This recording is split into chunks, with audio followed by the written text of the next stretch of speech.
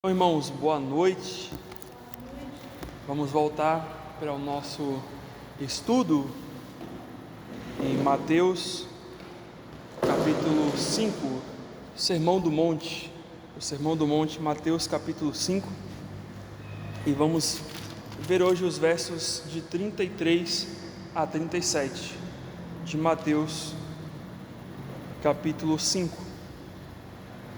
O Sermão do Monte. Estamos estudando sobre a profundidade, da lei de Deus, com relação a alguns mandamentos da lei de Deus que Cristo cita aqui no Sermão do Monte, e que como isso era visto diante dos judeus como às vezes algo superficial, algo somente uma lei sem um valor, sem um sentido, e como Cristo traz a profundidade, como Cristo traz um aspecto mais de princípio, do que aqueles mandamentos realmente devem significar em nossa vida, Então, como nós já sabemos, nós não vivemos mais na lei para a questão de salvação, no sentido de que sempre a salvação foi pela graça, sempre a salvação foi pela fé, mas nós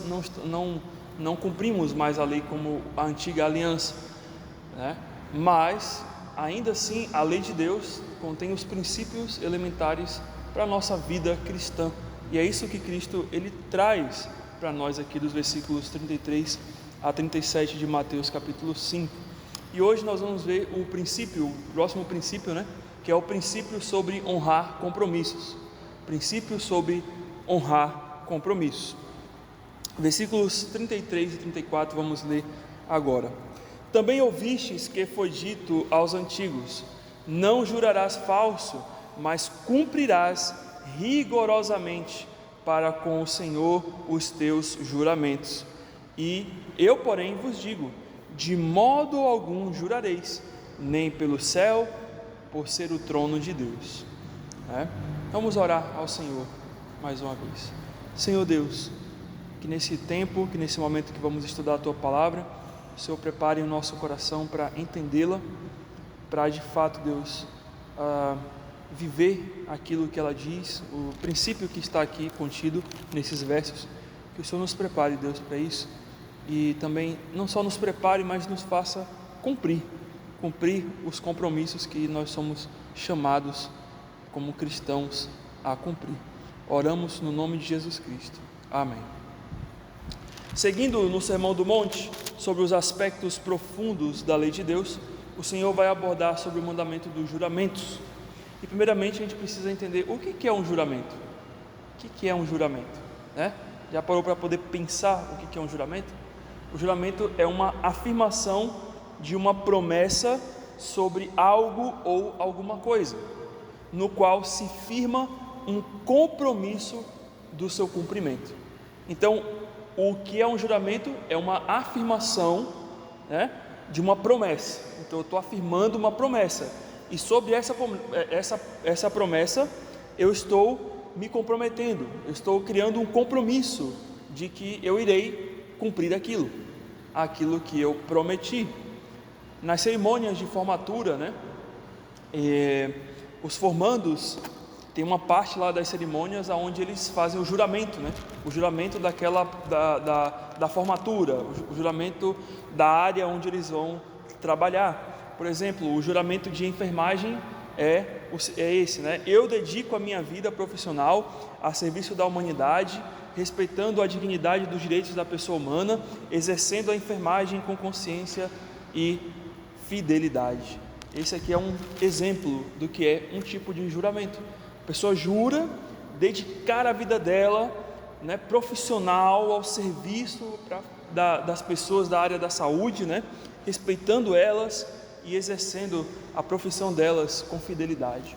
Isso aqui é um tipo de juramento. O juramento não era algo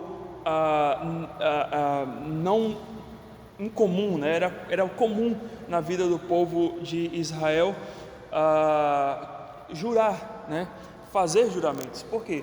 Porque o nosso Deus, o Deus de Israel, o nosso Deus hoje, é um Deus de juramentos, né? Aquilo que Ele fala, Ele cumpre, Ele é cumpridor daquilo que Ele diz. E fazer um voto e apoiá-lo com o juramento esteve sempre presente, né, na maneira como Deus tratou com o seu povo. O juramento traz sempre integridade no discurso, ou seja, verdade. O juramento, ele quer exatamente dizer isso, um compromisso de verdade, um compromisso de que, olha, eu estou comprometido com isso, e isso é verdadeiro, e eu tenho essa intenção de fazer isso, como eu estou dizendo. Então Deus sempre pretendeu a integridade no seu discurso e no nosso discurso também, pois Ele é a verdade. Portanto, Deus leva a sério não somente o que Ele prometeu, o que Ele jurou, ou uma outra palavra que a gente poderia usar aqui para jurar, seria votar, né? Não votar no candidato, mas votar de jurar, né? Se bem que o voto também é uma espécie de confiança, né?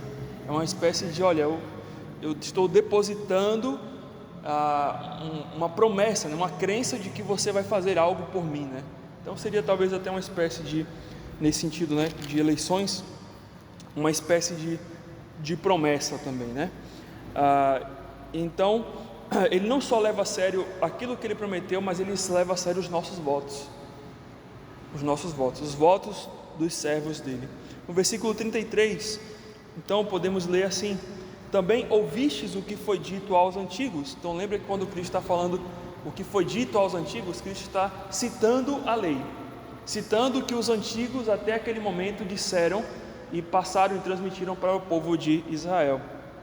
E ele diz, o que esses antigos falaram? Não jurarás falso, mas cumprirás rigorosamente para com o Senhor os teus juramentos. O que o Senhor Jesus está fazendo aqui é uma condensação de várias passagens bíblicas do Antigo Testamento que dizem respeito ao juramento. Então, você não vai encontrar um versículo lá no Antigo Testamento em que vai dizer exatamente essas palavras: não jurarás falso, mas cumprirás rigorosamente os teus juramentos, né, ao Senhor. Você não vai encontrar um versículo ipse literis, né, igualzinho, mas ele está citando vários versículos das Escrituras lá no Antigo Testamento, que nós vamos ver, que falam sobre isso, que era proibido jurar falsamente, né? E que quando você jurasse, que aqui fala de dois mandamentos, né? O não jurar de modo falso, e o outro que seria cumprir rigorosamente aquilo que foi votado ou que foi jurado diante de Deus.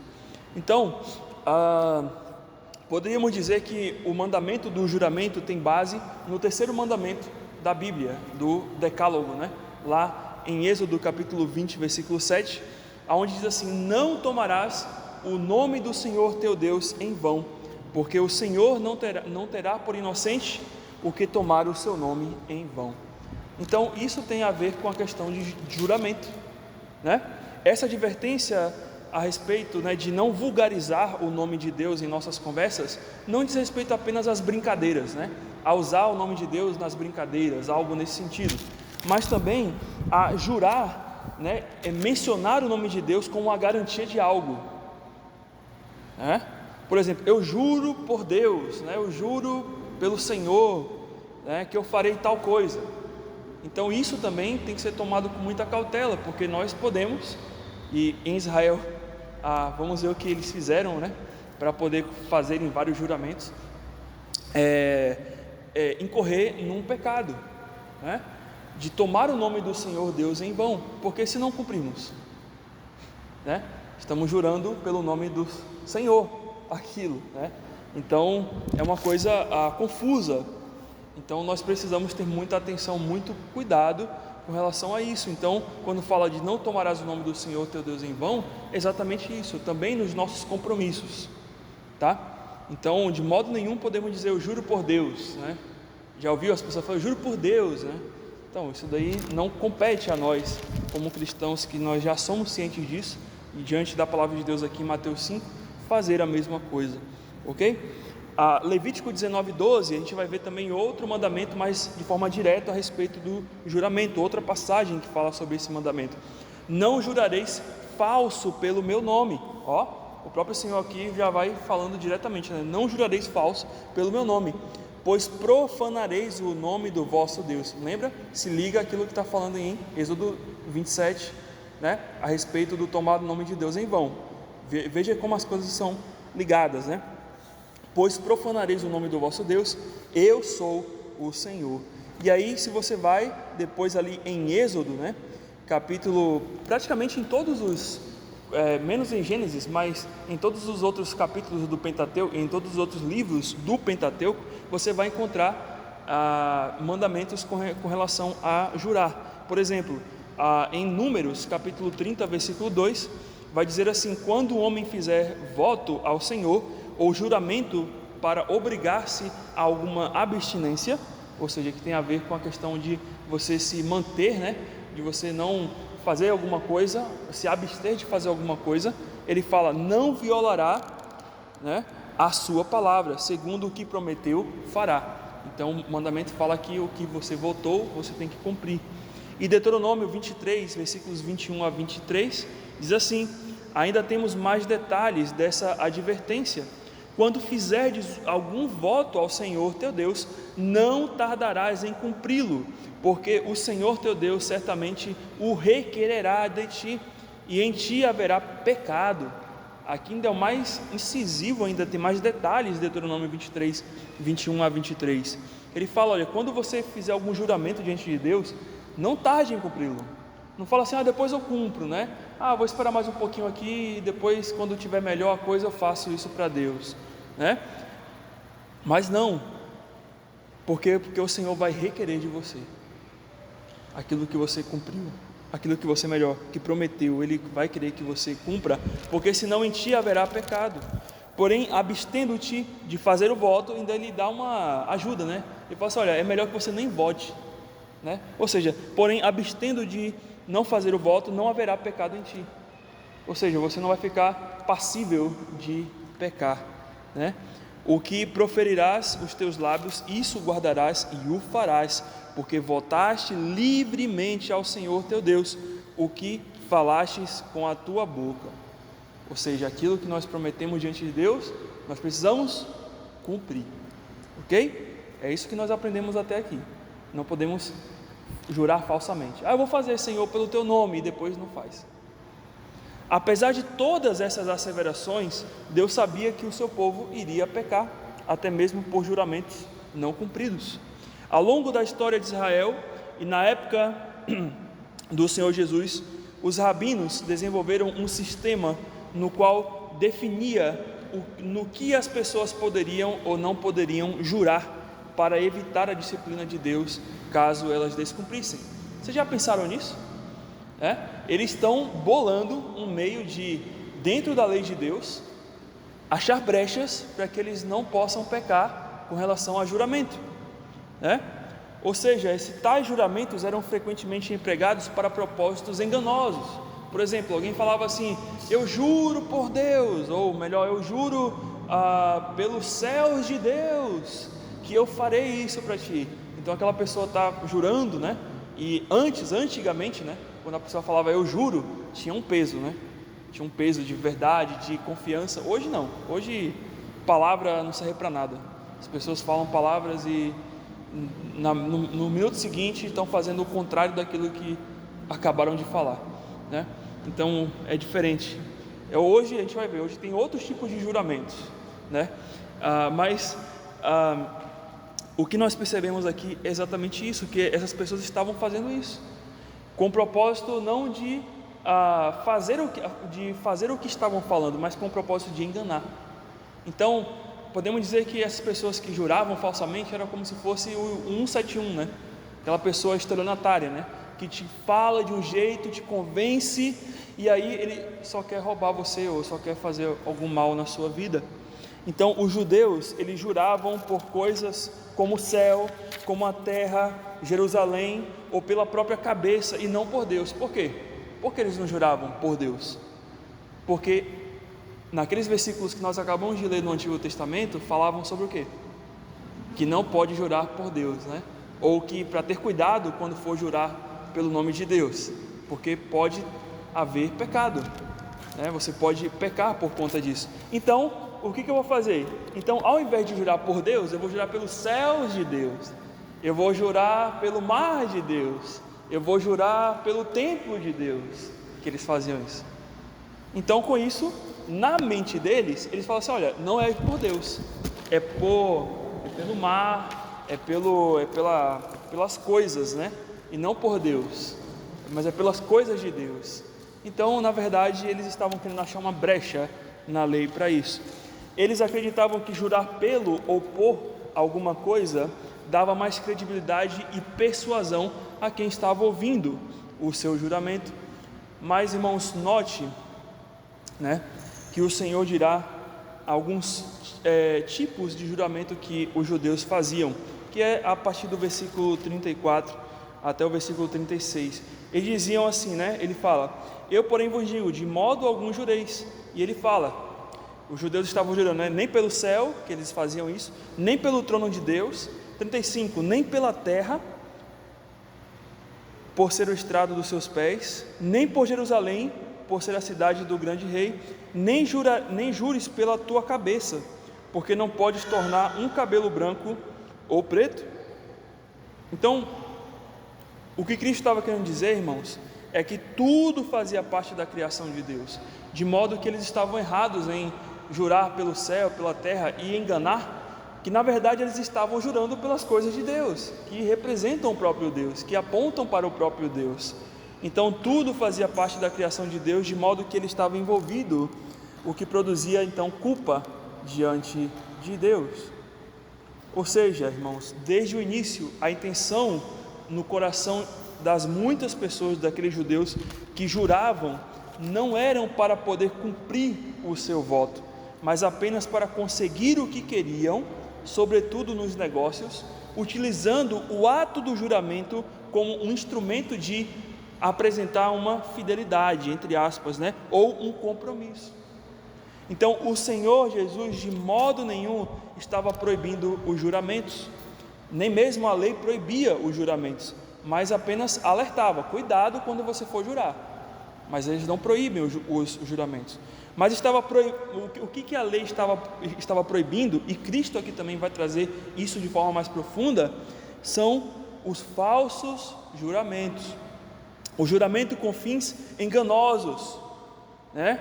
Pois esta não era a finalidade dos juramentos. E qual é então a finalidade dos juramentos? Ou seja, enquanto os homens estavam procurando brechas na lei para não se comprometerem por causa dos seus falsos juramentos, porque eles não iriam cumprir, eles só queriam enganar, né? O propósito da lei, pelo contrário, era de criar nos homens o comprometimento com a verdade. Esse é o papel do juramento, né? Esse é o princípio que está por trás do juramento, é nos tornar comprometidos com a verdade, é nos tornar comprometidos com aquilo que nós cremos e aquilo que nós estamos intentados a fazer para Deus, né? Esse é o ponto. O ponto é que nós precisamos ser comprometidos então com a verdade e honrar os nossos compromissos, o compromisso que nós firmamos, né? Por isso, irmãos, o que o Senhor Jesus disse no versículo 34, né? Ele vai dizer assim: eu porém vos digo, de modo nenhum jureis, não incorre que venhamos a pecar, né? Porque o Senhor Jesus está falando assim: olha, é melhor que você nem jure. Eu digo, não jurem, não jurem. E aí você pode falar o seguinte: mas pastor, você falou que no passado as pessoas faziam isso, tudo bem, a gente ouve histórias, né, de juramentos, que antigamente as pessoas, a força das palavras das pessoas, né, do compromisso pela palavra das pessoas eram mais confiáveis do que nos dias de hoje, ok, né? Mas pastor, as pessoas de hoje não juram mais como as de antigamente, como aquelas pessoas faziam? E a resposta é não. Na verdade, até hoje nós fazemos juramentos, talvez não mencionamos a fórmula do juramento, eu juro que, né? Ou eu juro por alguma coisa, talvez a gente não faça isso, mas na verdade, quando nos comprometemos com alguma coisa, estamos em atitude realizando um juramento, ou seja, nos comprometendo com aquilo, né? Ou seja, eu não preciso dizer eu juro. Se eu me faço presente em algum lugar, se eu tomo parte de alguma coisa, se eu estou dentro de um grupo, eu me estou então comprometido com aquilo. Eu não preciso dizer eu juro, eu estou comprometido com aquilo. Muitas vezes, irmãos, nos momentos de alegria, de tristeza, após um livramento ou uma bênção, ou até mesmo quando a gente ouve uma mensagem que toca o nosso coração, nós oramos dizendo: a partir de hoje eu farei isso. Quantas vezes você já fez isso? Vai nos acampamentos, série de conferências, vê uma série de mensagens, e aí, puxa, Deus falou ao meu coração: a partir de hoje eu farei isso na minha vida. Você já falou isso? Já. Então você se comprometeu, você jurou. E agora? Você não precisou falar eu juro, mas você: a partir de hoje eu farei isso, a partir de hoje eu serei um melhor cristão, a partir de hoje eu serei, mais dedicado naquela área da minha igreja e farei aquilo. Você já se comprometeu. E aí, ao passar os dias, nós começamos a cumprir com o que nos comprometemos, mas logo surgem os tumultos da vida e começamos a deixar de cumprir com a nossa palavra e nos esquecemos do que foi prometido ao Senhor. E acontece que novamente, vemos numa posição em que esquecemos tudo que nós nos comprometemos, e aí vamos ouvir uma nova mensagem, vamos ouvir uma nova série de mensagens, vamos para um outro acampamento, vamos ouvir alguém falar alguma coisa, e aí você vai orar a Deus e vai falar: a partir de hoje eu farei, e aí você vai criar um outro juramento em cima do anterior, porque aquele você já esqueceu, aquele você não se lembra mais, e aí você vai criar um novo, E por que isso ocorre, irmãos? Porque, de fato, quando nós nos comprometemos com Deus e não cumprimos, é porque alguma coisa nos levou a ser motivados para fazer aquilo, que não foi exatamente o propósito correto, que é honrar a Deus. Talvez eu estava num momento triste, então eu precisei orar a Deus e pedir sabedoria e ajuda, e aí eu me comprometi com Deus. Mas foi por quê? Para sair da tristeza.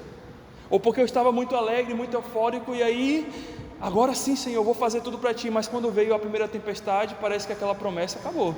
O juramento que você fez terminou. Então, nos momentos tristes ou alegres, são momentos em que nós precisamos ter muita ponderação a respeito do que falar diante de Deus, porque nós podemos estar nos comprometendo.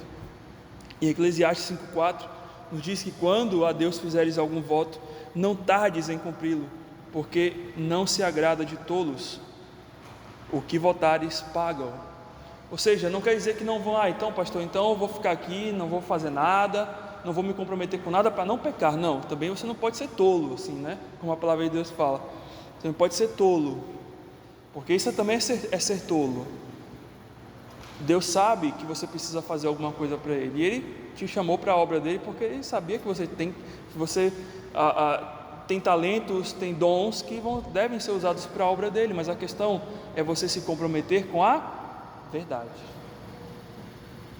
Esse é o ponto, é isso que nós precisamos aprender, é a nos comprometermos com a verdade, e não sermos motivados por outras coisas. Estou triste, então sou motivado a fazer isso. Estou alegre, então sou motivado a fazer aquilo, logo depois esquecer. Não, o que te leva a você ser comprometido com a verdade é o Deus da verdade, e não as situações da vida, e não as coisas que estão acontecendo ao seu redor, mas é o Deus da verdade. Mas, irmãos, este não deve ser o nosso proceder. Conforme versículo 37 de Mateus capítulo 5, nós lemos o seguinte: seja porém a tua palavra sim, sim, não, não, o que disto passar vem do maligno. O Senhor não só proibiu, né, que possamos jurar de forma errada, né, de forma falsa, mas ampliou a ideia de que tudo que nós falamos está juramentado a ser cumprido, porque tudo que devemos falar como servos de Deus, do Deus da verdade, é seguir o seu exemplo e falar o que procede da verdade. Cristo estava dizendo o seguinte, então: olha, seja a tua palavra sim, sim e não, não. Em outras palavras, se você disse sim no seu coração, você tem que dizer sim também. O sim que sai da sua boca deve estar o sim do seu coração. O não que sai da sua boca deve ser o não também do seu coração. A partir de hoje, Senhor, eu não vou mais pecar naquela área.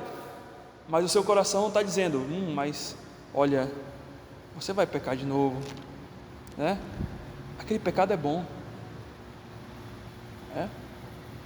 E apesar se o seu coração fizer isso, você tem que ir contra ele, porque a palavra que você deu a Deus, o compromisso que você deu a Deus é muito maior do que a sua carne quer, a sua carne pede. Então o nosso proceder deve ser sim, sim e não, não. Tiago repete essa ordenança em Tiago capítulo 5, versículo 12: mas sobretudo, irmãos, não jureis nem pelo céu, nem pela terra, nem façais qualquer outro juramento, mas a vossa palavra seja sim, sim e não, não, para que não caiais em condenação. Não podemos dizer sim com o não em nosso coração, e nem dizer o não com o sim em nosso coração. Ou seja, o que deve sair da nossa boca é aquilo que deve ser um compromisso fiel, né? Ou para o sim ou para o não, ou para fazer aquilo que é correto a Deus, ou para abandonar o que é errado diante de Deus. E aí o Barclay, ele vai dizer algo interessante a respeito do versículo 37 de Mateus 5, que eu achei bem interessante, que isso nos leva a entender por que Cristo, ele disse que nós não podemos mais jurar, né? Ou ele fala, olha, não jureis, né? Por que Cristo está falando isso, que não é para jurar? Não é para somente não incorrermos em pecar, mas é também por outro motivo que ele vai falar aqui, porque o homem verdadeiramente bom, comprometido, né, nunca precisará fazer um juramento. A verdade de suas palavras e a realidade das suas promessas não precisam de tal garantia. Eu não preciso eu juro para poder te provar que eu, como homem servo de Deus comprometido, o que eu vou fazer? Não, as minhas palavras, as minhas ações já demonstram exatamente o meu compromisso, o meu comprometimento. Eu não preciso te persuadir e dizer que, olha, eu sou de confiança. Não, como homem de Deus, as minhas próprias ações apontam ou devem apontar e demonstrar para isso. Aquilo que eu falo deve apontar e demonstrar para isso. Eu não preciso jurar, ok? Mas, irmãos, existe algo muito pior do que se comprometer com algo e não cumprir. Sabe o que é? É quando, isso até eu falei no início lá, agora do nosso culto, né, anterior, na escola bíblica, nosso tempo de oração, melhor, é quando não cumprimos e dizemos, olha só, a gente se compromete com Deus, a gente não cumpre, e depois a gente fala assim ainda, não aconteceu, ou não foi para frente, porque não era a vontade do Senhor. Imaginou isso já? Ou seja, eu jurei diante de Deus, eu falei, Senhor, eu farei isso para Ti, Senhor, eu estou aqui, quero fazer aquilo que a Tua palavra diz de forma correta e tal, e no fim das contas, você não faz, e no final das contas você coloca a culpa em Deus. Olha, eu não fiz isso porque não era vontade do Senhor, né? Do nada Deus mudou o plano e antes era A, agora é B, né? Então a gente tem que ter muito cuidado, porque muitas vezes, irmãos, aquilo que a gente chama de que não era a vontade de Deus, na verdade nunca foi a vontade de Deus. Nunca foi a vontade de Deus. Apenas você está colocando, olha, Deus me mostrou uma outra coisa. Não, Deus não te mostrou uma outra coisa. É você que está inventando, é você que está criando. Ah, mas Deus não era a vontade de Deus que eu fizesse aquilo. Olha, não era desde o início, né? Desde o início não era. Só que agora, para você se sair, né, de que, olha, agora eu não sou culpado, né? Então, olha, Deus me mostrou que era uma outra coisa. Não. Aquilo nunca foi a vontade de Deus desde o início. E apenas você está culpando a Deus quando a culpa deveria ser sua, porque você que tomou o caminho errado.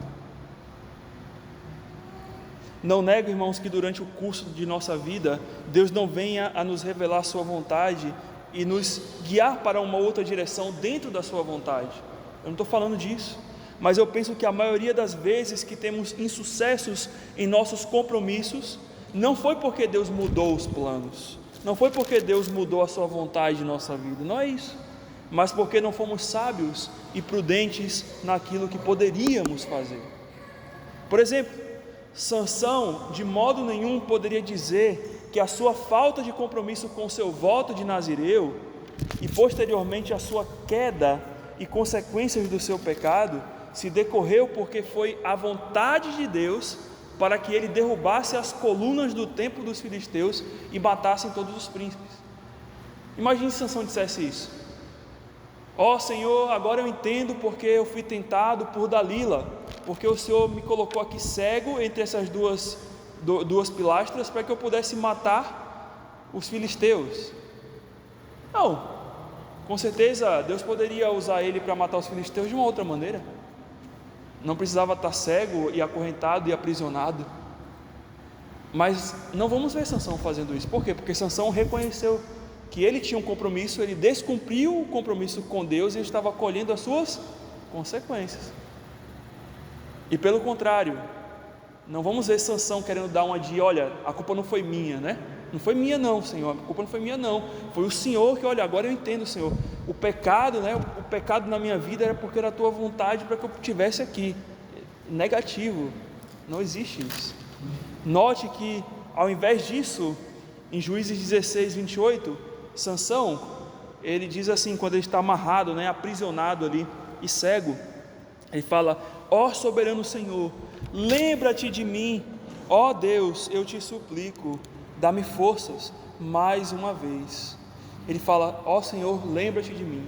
Ali ele está humilde, ele está reconhecendo: ó Senhor, eu descumpri o teu voto, eu fiz aquilo que o Senhor pediu para eu não fazer, e eu estou padecendo aqui, mas se for da tua misericórdia, o Senhor que é soberano, misericordioso, lembra de mim, eu te suplico, me dá-me forças para eu poder reverter talvez um pouco dessa situação, mas não porque foi a tua vontade para me colocar aqui, mas foi porque eu errei, eu descumpri o compromisso que eu fiz contigo, né? Ao contrário de José, filho de Jacó, que por ser fielmente comprometido com Deus, apesar de ultrajado no Egito, ele reconheceu ser aquela vontade de Deus após se tornar governador do Egito. Por quê?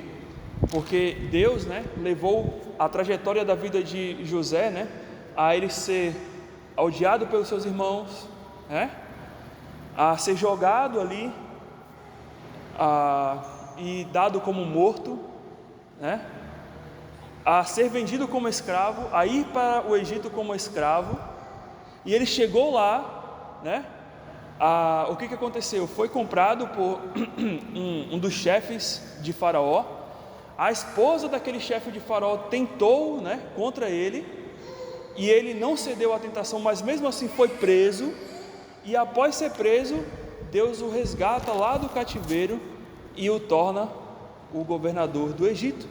E depois, quando a terra passa fome, e vem a sua família em busca, e o Egito, né, pela sabedoria de José, sabedoria que Deus deu para ele, consegue armazenar alimentos, então eles retornam ali, eles vão ali para poder pegar os alimentos, a família de José. Então, nisso tudo José vê a soberania de Deus, mas porque ele foi fiel, não porque ele foi infiel, porque ele foi fiel. Não estou dizendo que Deus não possa ser fiel em meio à nossa infidelidade. Sim, Ele é fiel em nossa infidelidade, mas nós não podemos colocar a culpa da nossa falta de comprometimento em Deus, dizer que não era a vontade de Deus, ou ou Deus tinha outra coisa para mim. Não, foi falha sua. Você deve reconhecer isso e humildemente se voltar a Deus e pedir misericórdia, perdão, e então resolver essa situação, se reconciliar com Deus, e Ele te perdoa. Ou seja, irmãos, precisamos dizer sim, sim e não, não, ou melhor, honrar nossos compromissos, apesar do que esteja acontecendo. Olha a vida de José, como eu acabei de falar. José tinha, como o pessoal fala, eu tinha todos os direitos para ser revoltado, tenho todos os direitos para poder abandonar a Deus, porque Deus não me deu nada, fui fiel a Deus, olha o sofrimento, eu tenho todos os direitos, inventar uma teologia maluca a respeito de Deus. Mas José, ele não, ele mesmo sendo ultrajado, mesmo sofrendo, mas ele manteve, ele honrou o seu compromisso. E aqui eu queria mostrar 3 orientações de como podemos honrar os nossos compromissos. Primeiro é, reforce seu compromisso com a adoração verdadeira a Deus. Reforce o seu compromisso com a adoração verdadeira a Deus. João 4, versículo 24, vocês conhecem esse versículo? Diz assim: Deus é Espírito, importa que os seus adoradores o adorem em espírito e em verdade. O nosso Deus trabalha com a verdade, logo precisamos ser verdadeiros em tudo que nos comprometemos a fazer. Se adoramos a Deus com sinceridade, logo nossos compromissos serão sinceros. Se não sou sincero para com Deus, por que eu seria sincero com qualquer outra pessoa? Já pensou nisso? Se eu não sou sincero para com Deus, por que eu seria com qualquer outra pessoa à minha volta? Tem sentido, Se eu não temo a Deus, por que eu vou temer qualquer pessoa do meu lado? Da forma correta, Então, se queremos então adorar a Deus, esse Deus que é Espírito, Ele pede que nós adoremos Ele em Espírito, mas também em verdade, com compromisso na verdade, com sinceridade. Então, por isso, irmãos, nós precisamos reforçar esse nosso compromisso da adoração verdadeira a Deus, porque se não adoramos a Deus verdadeiramente, também todos os nossos compromissos que possamos fazer para com Deus vão ser compromissos falsos, porque eu não estou comprometido com uma adoração verdadeira. 2. Coloque o agradar a Deus em primeiro lugar da sua vida. Salmo 19, versículo 14: as palavras dos meus lábios e o meditar do meu coração sejam agradáveis à tua presença, Senhor, rocha minha e redentor meu. A maioria, irmãos, dos nossos compromissos falham porque o motivo principal não está em agradar, em glorificar a pessoa de Deus. Esse não é o motivo principal, muitas vezes dos nossos juramentos. Outros motivos errados e que talvez não visam a vontade de Deus, mas a nossa própria, podem estar por trás, e assim agimos como judeus, jurando falsamente, só para obter alguma coisa, só para obter um benefício. Nós precisamos examinar o que tem se passado em nosso coração, se é condizente com o que tem saído das nossas bocas. Às vezes a gente está jurando alguma coisa, mas o nosso coração está totalmente longe, A gente está no sim e o nosso coração está dizendo não, ou a gente está no não e o nosso coração está dizendo sim. Nós precisamos tomar muito cuidado com isso. E terceiro, aproxime-se de Deus para cumprir seus compromissos. Aproxime-se de Deus para cumprir seus compromissos. Hebreus 10, 22 e 23.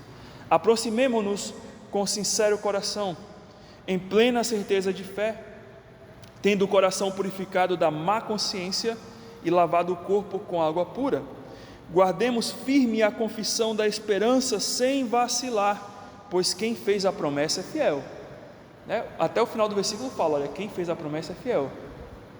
Ele poderia até colocar uma pergunta, e você?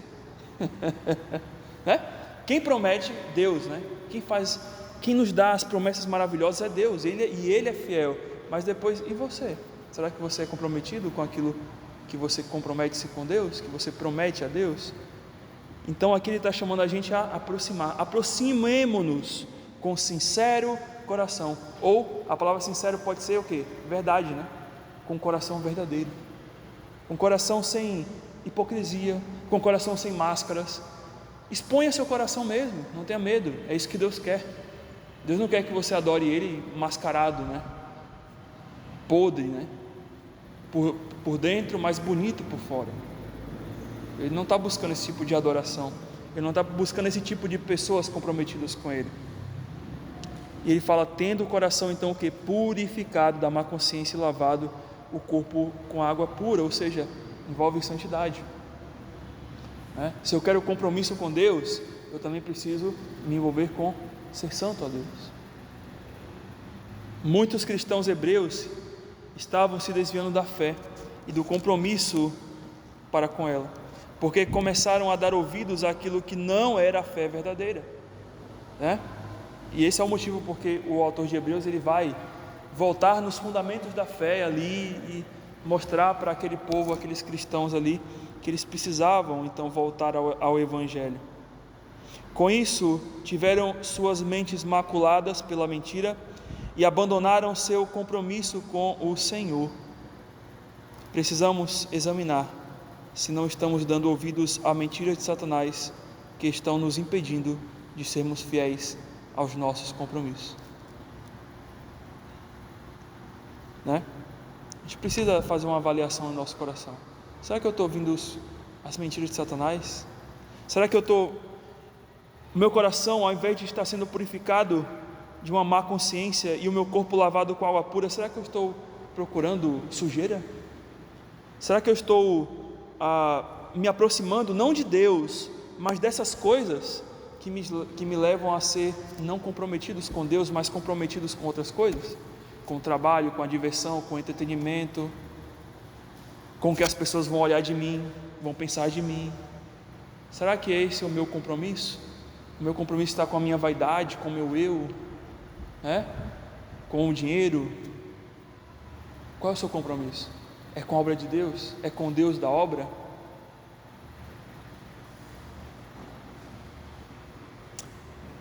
Vamos orar ao Senhor neste momento. Senhor Deus, muito obrigado, Senhor, porque o Senhor nos dá a Tua palavra, que nos corrige, que nos ensina, sobretudo aqui, como deve ser nosso compromisso para contigo. Te agradeço, Deus, porque o Senhor expõe esses curtos versículos uma verdade tão profunda e que muitas vezes nós estamos deixando de lado. Princípios, Deus, como esse, de honrar os compromissos, de cumprir aquilo que nós estamos nos comprometendo a fazer e não ficar dando desculpas, não deu por causa disso, não fiz por causa daquilo, não fui por causa daquilo outro, mas ser comprometidos com a Tua obra, Senhor, porque o Senhor busca exatamente pessoas que adorem ao Senhor em espírito e em verdade, ou seja, em sinceridade, em compromisso, em fidelidade. Nos ajuda, Deus, a ser comprometidos com a Tua obra. Não nos leva, Deus, a fazermos promessas vazias que não vamos cumprir, mas pelo contrário, primeiro nos ensina, antes de nós fazermos qualquer promessa, Deus, a Ti, nos ensina a adorar ao Senhor verdadeiramente, nos ensina a aproximarmos do Senhor e sermos purificados, Deus, para que no momento certo em que nos comprometemos com a Tua obra, possamos fazer isso sem qualquer falsidade. E também nos ajuda, Deus, a meditar na Tua palavra, que tudo o que possamos fazer e nos comprometer seja agradável, Deus, à Tua presença, como está em Salmo, capítulo 19, versículo 14. Nós oramos ao Senhor e Te peço pela minha vida, pela vida de todos que estão aqui hoje, no nome do Senhor Jesus Cristo. Amém.